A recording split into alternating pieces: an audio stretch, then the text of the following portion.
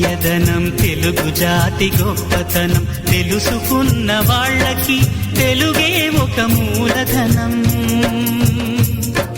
తల్లి తండ్రి నేర్పినట్టి మాతృభాషరా తెలుగు మరచిపోతే వాళ్ళని నువ్వు మరచినట్టురా, ఇది మరువబోకురా.